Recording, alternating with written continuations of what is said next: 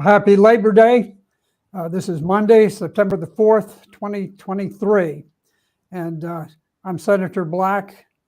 Welcome to Focus on the News.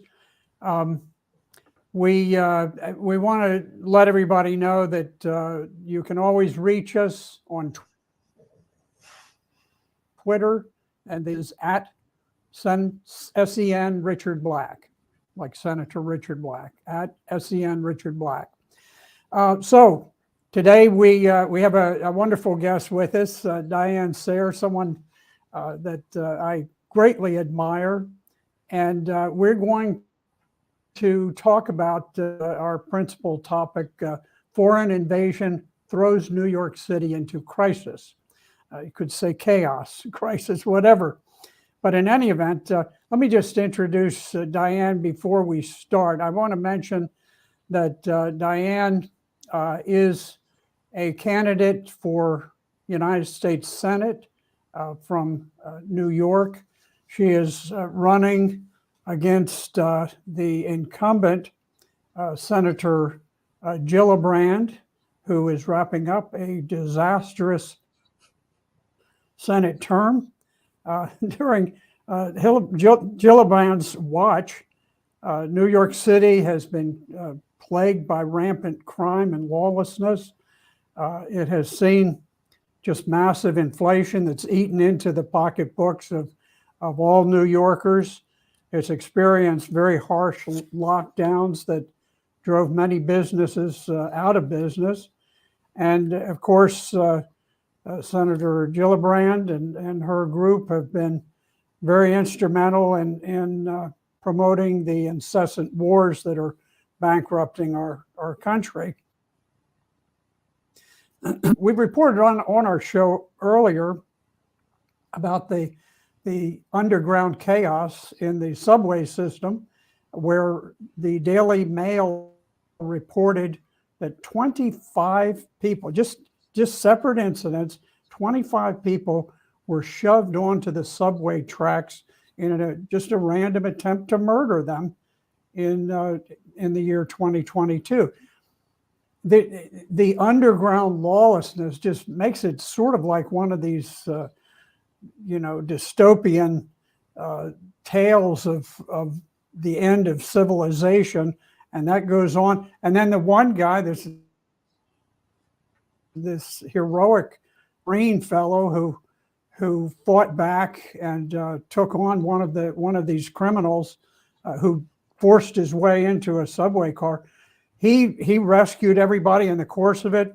The criminal died, and the next thing, the prosecutor turned around and brought charges against this heroic Marine who really should be touted as an exemplar for heroism and decency in America. So in any event, we've got that. We've got smash and grabs rampant in New York City.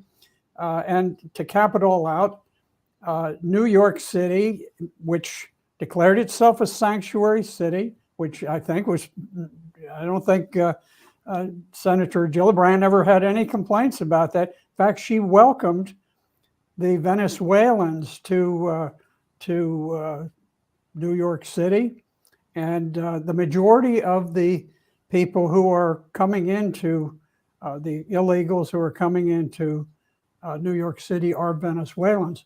And so she's, you build it and they will come. So they have built the perfect situation where massive waves of illegal aliens are coming in, committing crimes, just creating chaos. And in any event, so with that background, I would like to welcome our guest, Diane Sayer. Diane, welcome. Thank you very much. I hope you can hear me all right. As I mentioned earlier, I'm on the road, so it's not the ideal connection, but I'm very glad to be here, and I was very happy to see you again in Washington, D.C. on Saturday. Yes, Diane and I were both at the Ron Paul Institute gathering in D.C., and I was just delighted to see you along with a lot of other very fine, patriotic people. Well, Diane, I was most impressed. Having run 13 contested elections and won 12 out of 13, I was very, very impressed by your palm card, and I actually have one of them right here, and it's very nicely laid out. But what I really liked is the platform that you had,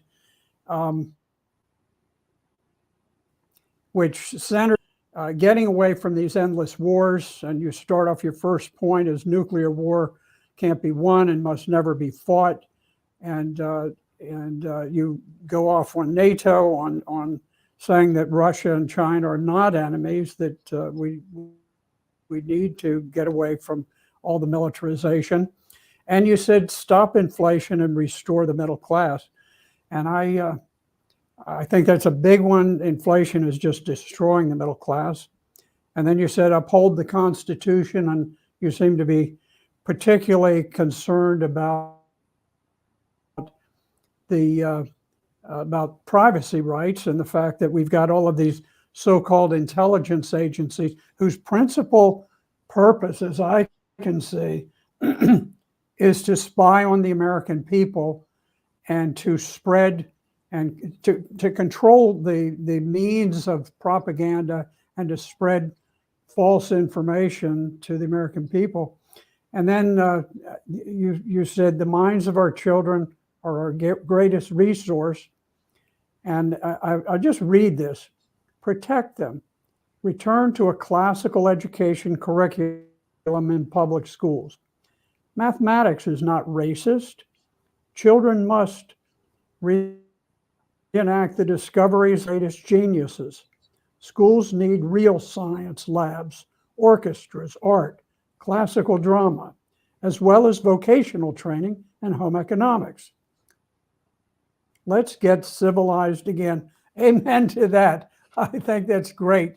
I have 16 grandchildren, and we've got they've never spent, most of them, let's see, there's only one who ever spent any time two of them, two of our oldest, we've got one in Stanford, we've got one in Duke, and never spent a day in a public school or a private school. They were all homeschooled. So in any event, I was very impressed by that. So if you would, just tell us a little bit about the state of New York and what you see as the pros and cons of U.S. Senator Gillibrand, and what you think you might do better. Well, thanks very much. And I really appreciate the opportunity to elaborate on that. You know, what she really represents is what has been called the military-industrial complex. She's on the Intelligence Committee, which makes her a part of this mass surveillance. She also married into British Aerospace. Her father-in-law at one point was the vice director of British Aerospace, massive weapons dealing company that had ties through Maggie Thatcher to the Saudis in the period leading up to 9/11. And she's never met a war that she didn't.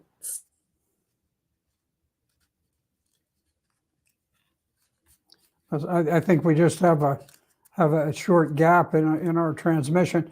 I think she was about to say she's never met a war that she didn't like, and I think that is certainly true. I don't think that the people of New York benefit one iota from what Senator Gillibrand is doing. And so I think we've got your back, Diane. Yes, thanks. Yeah, I wanted to say on this mass surveillance question, look, we know from Ed Snowden and we know from William Binney that the NSA has access to the data of every single cell phone, computer, Chromebook, whatever you do, I decided to store on my phone my travel records because I figured the NSA knows it anyway. So if you go back, Google Maps will give you details of where you went. In the year 2016, I went to Maine to visit my father, and in my phone is the time and place of every restaurant I went to, every store I went to. Now, why am I saying this? I'm saying this because if you take this migrant crisis, you have a combined corporate and government dictatorship, I guess I would call it that. You look at the contracts that BlackRock is getting, for example, the fact they own about a third of Ukraine right now. And we're seeing it with the migrant crisis, where the people whose lives are being destroyed, emphatically people who are leaving their countries in desperation in many cases, in some cases they're being lured by the cartels, are simply being used as a cash flow, and their well-being is irrelevant. And I can give you one example here in New York. And as you may know, New York City has brought in 107,000 migrants for which there is no infrastructure. And on the subway thing, I'll just say, look, I found out it's nationwide. It's true in New York as well. From 1955 to the present, New York State eliminated over 90% of the inpatient psychiatric beds. Over 90%. Wow. So these people are just out in the regular population. Many of them are now in the prisons, which are not equipped with staff that's trained to deal with people with severe mental illness. And it creates a kind of insane atmosphere. I don't think this was accidental. I think it's designed to create an atmosphere where people don't feel secure, don't feel safe, and therefore can be easily manipulated, including to violence. And this is why, in a sense, we need a thorough, complete change. But back on this NSA point, it means that the NSA could shut down human trafficking and drug trafficking at the drop of a hat, that they have every detail of every person involved in this. So while many people like to talk about the wall, and there's certain areas where there's, gaps where you don't want people just crossing the river and you want to direct people to centers where they can be processed, in a sense, wall, no wall, if you don't shut down the cartels, if you don't get on top of this drug trafficking, the technology is there. And so what you see is there's a criminal deal between corporations and FEMA, Homeland Security. We have a thing in New York State called DocGo, which has a $432 million contract with the state of New York. It's a no-bid contract. The Department of Emergency Services hasn't been allowed to see the contract. They are responsible for the care of the migrants. It may not surprise you to know that the migrants are not able to get any care. They're not getting care. This is just a for-profit operation using the fact that you have migrants to make a profit. Well, it's amazing sort of the level of corruption surrounding the immigration. We just recently had the greatest influx of illegal aliens in border history. I think it was in August. They had the highest number, 91,000 in a month. Now that's what we know, and what we don't know is maybe 3 times that. But in any event, I noticed that, of course, New York City, there's always somebody working a slick deal. And here's one that I thought was really a sweet deal. There's a place called the Row Hotel. And the Row Hotel is a very huge hotel. It's 1,300 rooms. And So New York City has decided to book almost all of the rooms in this hotel. And the city pays $500 a night for each room.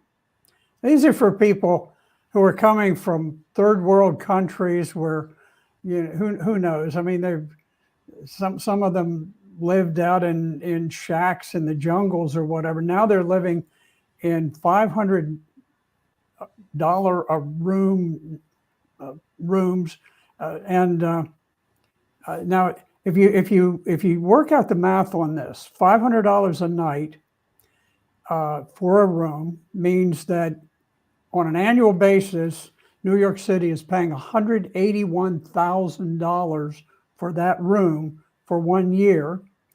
And if among those 1,300 rooms, if they rent just 1,000 of them, and I think it's far more than that the government has, just 1,000 of those would mean that that hotel will earn $182 million in 1 year. In 1 year, that's like $1/5 billion being made by one hotel in one single year. And it's just astronomical. And at the same time, most Americans have never spent a night in a $500 hotel. I would say the vast majority have not.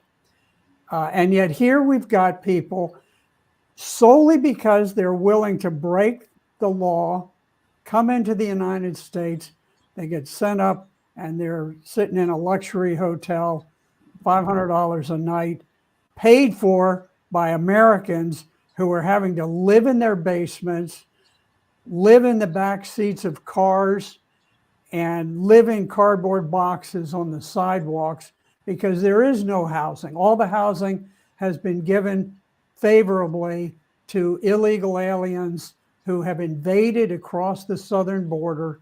And it's just such a disgrace that we have people like Senator Gillibrand, who is sitting there fat, dumb, and happy, rich as can be. She's got the world at her feet, and all the little people are groveling down here, struggling to pay taxes, and so that they can fund this foreign invasion coming into the United States. So it's just an amazing thing. Well, I want to go back to that because I went to the Roosevelt Hotel where Mayor Adams was having hundreds of these migrants sleep on the urine and rat covered sidewalks. I don't know if it was a publicity stunt to get more money from Washington or why this was done, because you do know, of course, that we have, I don't know how many tens of thousands of square feet of vacant office space in this city and all kinds of places. Everything seems to be done to create the maximum chaos. But the people I met were mostly from West Africa.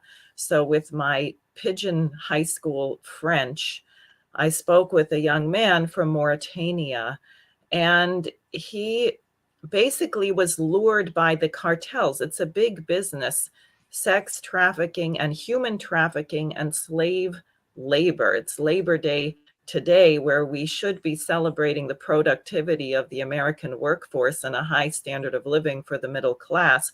But instead, as you said, millions of Americans are being thrown on the scrap heap. And frankly, we are these people who are being put in the luxury hotels. It's probably 6 people in a room with 1 bathroom or what. The conditions are all horrible, but what you see is the cartel at the end making the money through the exploitation of these people. So this young man had paid $5,000 to get on a plane in Mauritania to be flown into Nicaragua. And it is of interest. It makes me think of this, how a lot of drugs were brought into the United States during various times to fund various wars, where the plane goes one way carrying weapons and the other way carrying cocaine or whatever. In this case, if you look at the flow of the drug traffic from South America through Africa into Europe, in a sense, it's like the same airplanes, because who has the airplanes that are flying all these people everywhere, go from Africa back to South America with their human cargo. And then the people are brought to the US, and on their journey here, they can be raped, robbed, pillaged. And if they can't make their final payment at the border, they apparently, and this is from a little film that Robert Kennedy Jr. did from his visit on the border, but apparently what the cartels do, because you have to pay to get on the plane, pay to get in, and then if you can't pay, if you're female or child, there's a place where you can pay in sex, apparently.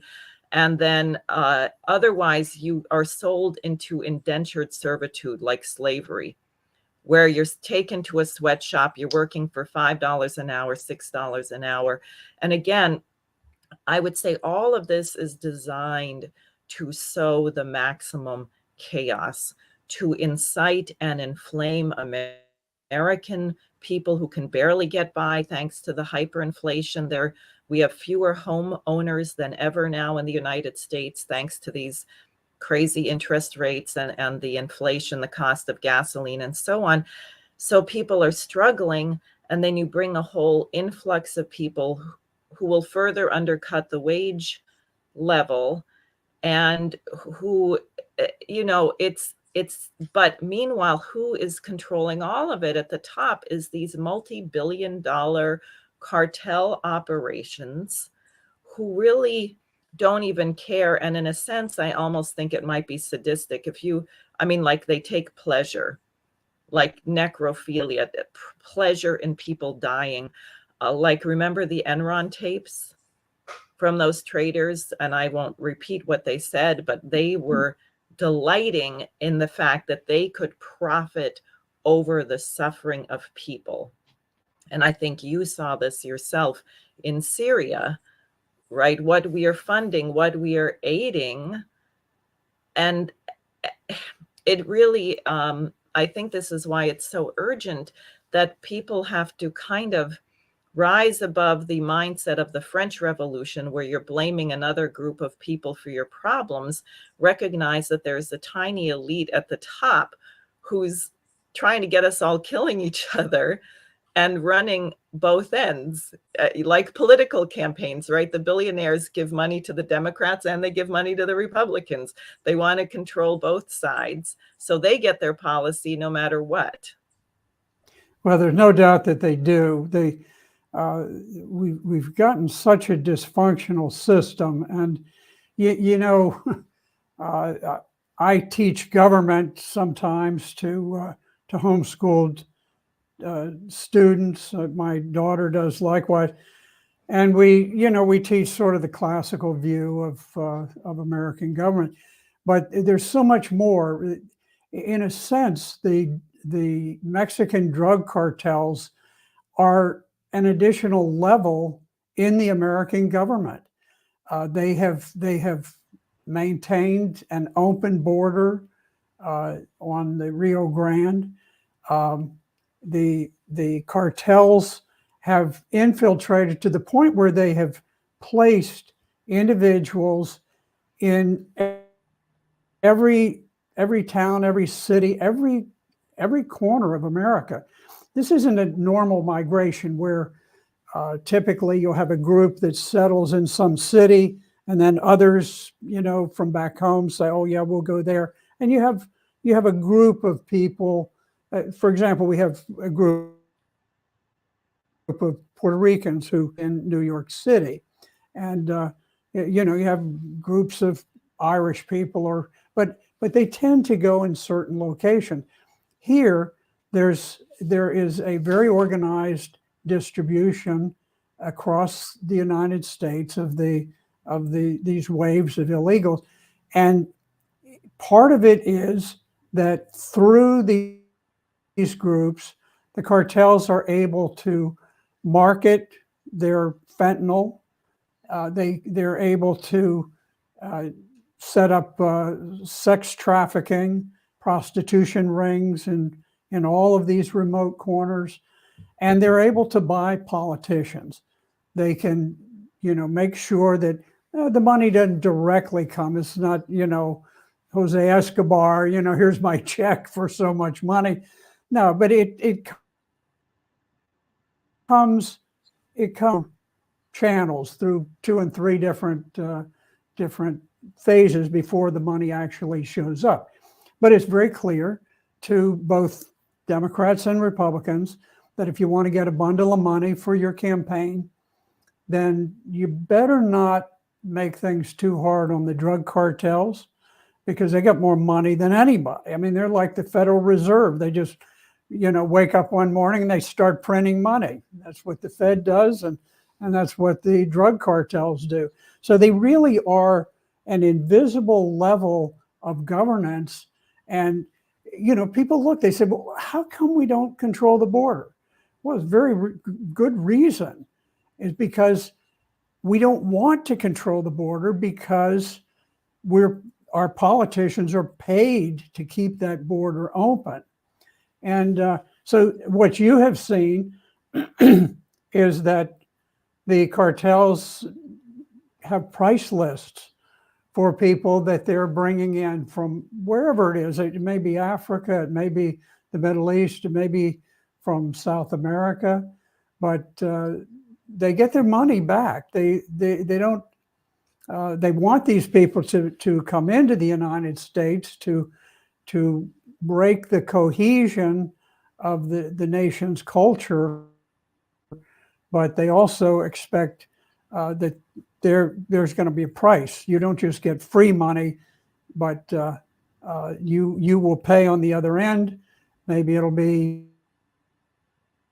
by selling your daughter or your son into sex slavery. Maybe it will be working for almost nothing under the table. But it'll be in drug dealing and killing American citizens with fentanyl. But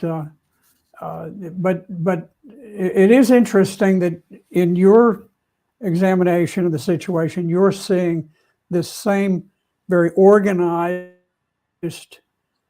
cartel-led program of importing people into the United States for their purposes. Right, exactly. I would say, and it's so challenging. One, obviously, these regime change wars generate huge numbers of refugees.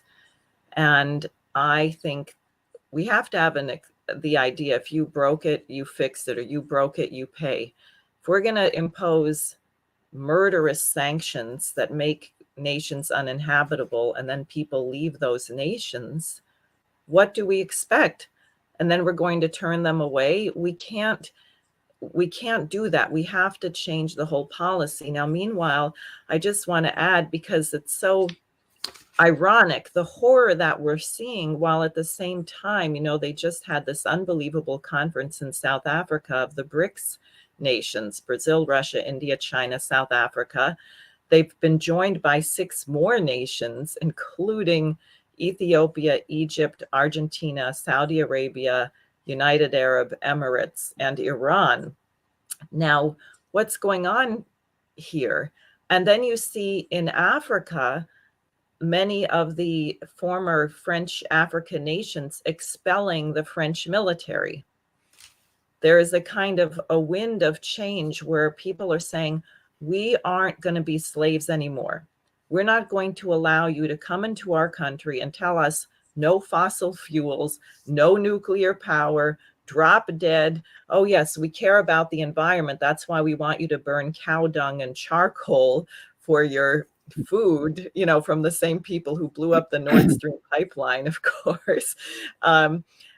It's a very, and it's so ironic, because you have people fleeing, in this case, from these African nations, just at the moment where perhaps we're going to get a real transformation, and you could have mass employment, and they would be needed. And in a sense, it struck me when I was talking to the young fellow from Mauritania, here's a person who was so ambitious that he figured out how to scrape together the funds, take this long journey, come to the United States. Wouldn't he be a very valuable citizen in Mauritania if they were going to have an economic recovery, if they were going to build major infrastructure? So you also have a kind of brain drain where you're robbing nations of the population that they would need to participate in a new structure where nations were allowed to develop. So I think it's like a collision of two entirely different outlooks. And the United States really has to return to our anti-colonial revolutionary identity. Because if we did that, I think things would fall into place. If we keep going against the grain, fighting, allowing these corporations to run our country, there's a kind of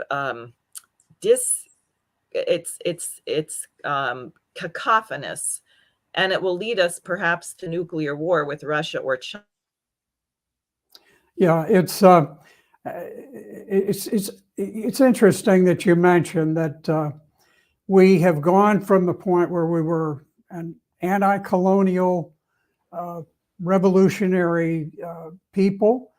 We wanted independence, and we wished the best for every other country. We hoped that they would have their independence, but we recognized from the very beginning that it was none of our business how they ran their affairs. We wanted to trade with other countries, but we didn't want to dominate them. And gradually that changed and changed. And finally, it has just become to where we now are a neocolonial empire with 1,000 military bases around the world. I want to think about this for just a minute. Russia has 21 bases outside of Russian territory. And yet we're saying, oh, Russia is going to take over the world. Of course they're not. But they have 21. We have 1,000. China has some small, they may have 50. It's a small number. We have 1,000. We're everywhere. We're constantly poking and provoking. And it's just such a shame, because had we just maintained what we started with, we're in the greatest geopolitical position of any nation on earth. The only thing that threatens us is our open southern border. We have 5,000 to 6,000 miles of open sea that protects us. And yet here we are, engaged. The three greatest migrations that I can identify are from Syria. 14 million people fled Syria. Venezuela, 7 million fled Venezuela. Ukraine, 6 million have fled Ukraine outside of the country. So the three biggest places are experience this mass outmigration solely because the United States took military action against each one of them. We imposed these inhuman sanctions against them, and just have just destroyed their countries. In Syria, for example, we have supported Al-Qaeda, the same force that we claim took down the Twin Towers and the Pentagon on 9/11.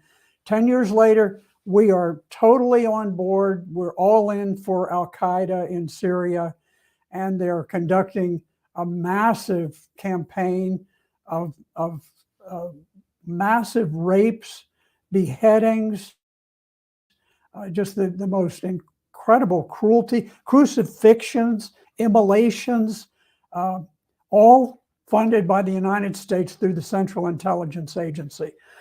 And today, we We have an occupation force in northern Syria whose purpose is to impose a nationwide famine and to starve to death Syrian people. That's the purpose of the Caesar sanctions. And it literally, the legislation literally said that one of the purposes was to prevent the rebuilding of the war destruction, so that people would be left without homes, without businesses, without means of making a living. And we're doing that. Just a quick comment. We have a number of people who have signed on today. There was one fellow, Manashi Chiwanza, from Africa. He didn't say exactly where in Africa. Sometimes it's safer not to identify where you're coming from.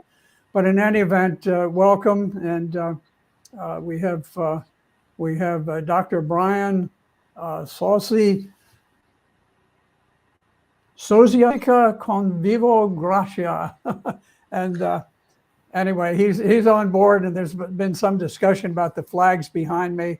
I have the United States flag, the flag of the state of Virginia, and the Marine Corps flag, because I fought both in the air and on the ground during the Vietnam War. And so I have a great loyalty to all of the men who serve in the U.S. Marine Corps and in all of the services. The complaints that I have about our foreign policy certainly are no reflection on the very fine young people who serve in uniform. It is a reflection on the leadership of the Pentagon, the political leadership, the very top-ranked military leadership. It's totally a woke mess in DOD these days. They're not good soldiers. They're not good leaders, but they're really woke politicians. And so we've got a lot to do, and we will see. I will tell you, Diane, if I were a New Yorker, I would be out there campaigning for you and doing everything that I could to get you elected, because we need some voice of sanity in the U.S. Senate representing the good people of New York. Well, thanks so much. I really appreciate being here with you, and I appreciate your courage, because you love this nation, but you're willing to tell the truth. And of course, that's what people who love our republic should do. We should fight for our republic to be what it was intended to be, which is emphatically not the new British Empire or some military deployed on behalf of major billionaire cartels. And I'm optimistic, actually, that Americans will be able to see this. Americans so far have not been willing to start killing each other or killing people who are brought in here. I think we absolutely cannot go there. People are warm-hearted, kind-hearted, and we want a solution which benefits the well-being of everybody.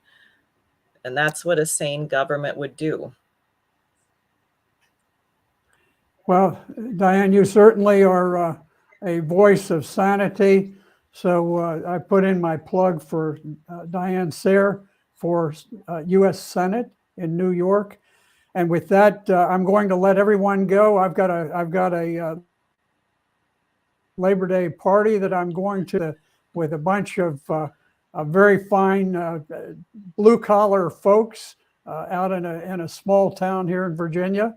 So I'm going to do that. And Diane, thank you very much for being with us today. This is Senator Dick Black, retired senator. Thank you very much for being with us on Focus on the News. And now get back to enjoying your holiday, and we'll see you next Monday.